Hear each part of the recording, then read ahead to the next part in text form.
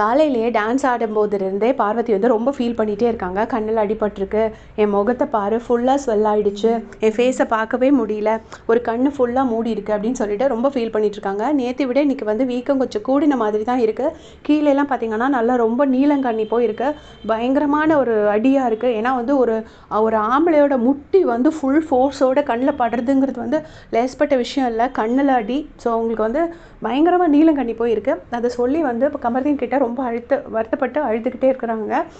எப்படிடா அவனால் இப்படி பண்ண முடிஞ்சுது, பண்ணுறதுக்கு முன்னாடியே அவன் வார்ன் பண்ணுறான், யாருக்காச்சும் ஏதாச்சும் அடிப்பட்டா நான் பொறுப்பில்லை அப்படின்னு. முதல்ல பிக் பாஸை தான் முதல்ல ப்ளேம் பண்ணணும். ஏன்னா இந்த மாதிரி ஒரு கேம் டிசைன் பண்ணியிருக்காரு. அந்த பாட்டிலை கையால் ஹோல்ட் பண்ணக்கூடாது, காலால் ஹோல்ட் பண்ணக்கூடாது. அப்போ வர்றவங்க அப்படி தூக்கிட்டு போகலான்னா அவங்கள வேறு எப்படி டிஃபெண்ட் பண்ண முடியுங்கிறது எனக்கு தெரியல. லிட்டரலாக இது ஒரு அடிதடி சண்டை மாதிரி ஒரு கேமை டிசைன் பண்ணியிருக்காரு. ஸோ அது வந்து அப்போ பார்வதி என்ன சொல்கிறாங்கன்னா, எப்படிரா ஒரு கண்ணில் அடிபட்டு நான் நிற்கிறேன், அதுக்கப்புறம் எப்படிரா அவனால் இப்படிலாம் பண்ண முடியுது அப்படின்னா, இந்த இடத்துல ஒன்று சொல்லணும். இவ்வளோ தூரம் கண்ணில் ஆல்ரெடி அடிபட்டுருச்சு. அவங்க வந்து கொஞ்சம் இப்போ நமக்கு அடிபட்டிருக்குன்னா நம்மளும் கொஞ்சம் சேஃபாக இருக்கணும். இவங்க போயிட்டு கேமில் வந்து டிஸ்குவாலிஃபை ஆகி வெளியே போனதுக்கப்புறமும் திருப்ப வம்புக்கு நான் இங்கே தான் நடப்பேன் அப்படின்னு சொல்லியிருந்தாங்க. அதை வந்து அவங்க கொஞ்சம் அவாய்ட் பண்ணியிருந்திருக்கலாம்.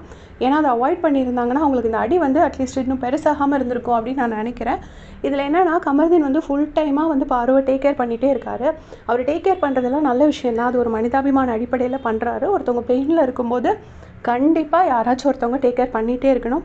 பட் இது வந்து பிபி கேம். ஏன்னா இங்கே வந்து ஒன் டே லூஸ் பண்ணால் கூட 4 பேர் நமக்கு முன்னாடி போயிட்டே இருப்பாங்க. ஸோ அந்த மாதிரி ஒரு கேமில் வந்து அது கமர்தீனோட கேமை அஃபெக்ட் பண்ணுமா என்ன அப்படிங்கிறது தெரியல. ஏன்னா ஃபஸ்ட்டு 4 வீக்ஸ்க்கு அப்புறமா அவர் நிறைய தப்பு பண்ணி ரொம்ப கஷ்டப்பட்டு அவர் அந்த நேமஸ் உடச்சி ஃப்ரண்ட்டில் வந்திருக்காரு.